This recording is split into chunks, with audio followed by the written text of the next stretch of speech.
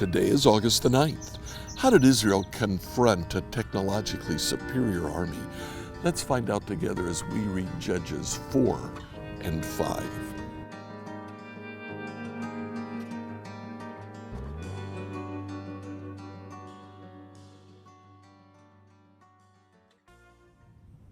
Yesterday we mentioned that Israel is at the very beginning stages of the Iron Age. Israel itself is an agricultural country. It's in fact not even a country yet. 12 tribes, 12 clans have inhabited Palestine, but there's no coherent leadership or administration governing the entire nation of Israel. They continued to use items from the Stone and the Bronze Age.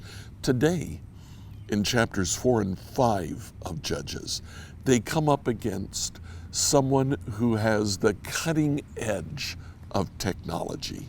He has iron chariots. They've domesticated horses to pull chariots that are now built with iron, much stronger than bronze, much more able to defeat their enemy. We mentioned yesterday the 5 elements of a cycle that's repeated. We see that again.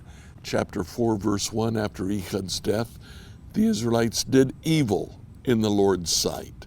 And what we discover, that evil is consistently adding one of the local gods to their own pantheon. They don't stop worshiping the Lord, but they add to the worship of the Lord the worship of Baal, the worship of Asherah.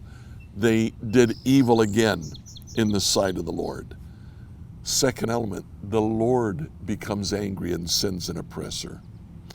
Verse 2, the Lord turned them over to King Jabin of Hazor, a Canaanite king. The commander of his army was Sisera, who lived in Harosheth Hagoyim. Sisera had 900 iron chariots. Israel cries to the Lord for help in verse 3, and in verse 4, the Lord sends a judge. Now the judge that he sends is Barak, but he sends that judge through Deborah the prophetess. Deborah is a prophet of the Lord. Deborah goes to Barak and says, the Lord has called you to be his judge. Barak says, I'll go, but only if you go with me. Deborah says, because you didn't trust the Lord fully, he'll give the victory to a woman.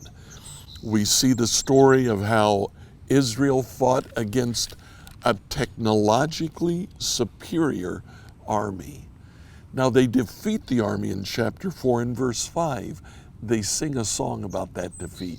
Listen to 2 of those verses. In chapter 5, verse 4, Lord, when you set out from Seir and marched across the fields of Edom, the earth trembled and the cloudy skies poured down rain. Then later in verse 21, the Kishon River swept them away, that ancient torrent, the Kishon. What happened? How did they confront a technologically superior army?